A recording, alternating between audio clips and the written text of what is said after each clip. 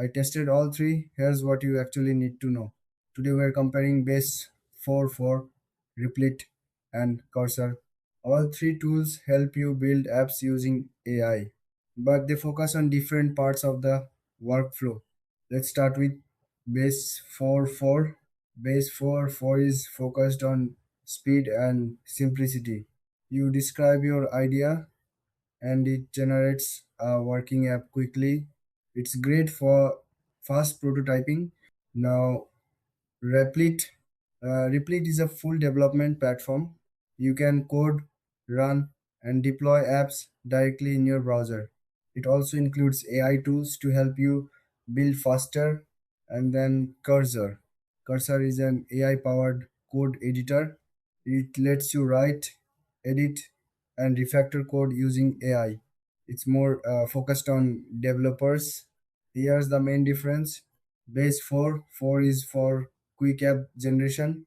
Replit is for full development and deployment. Cursor is for AI assisted coding. Looking at features, Base 4 focuses on fast builds with minimal setup. Replit offers hosting, collaboration, and coding tools. Cursor offers deep AI editing and project level control. In terms of ease of use, Base 4 is the easiest. Replit is beginner friendly but still powerful. Cursor requires some coding knowledge. Now, pricing, all three have free tiers. Paid plans depend on usage and features. So, Base 4 is best for quick ideas. Replit is best for building and launching apps. Cursor is best for developers who want AI in their workflow. So, which one should you choose? Choose Base 4 if you want speed and simplicity. Choose Replit if you want a all-in-one dev platform.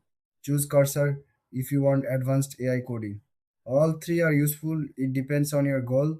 Thanks for watching. Don't forget to like and subscribe.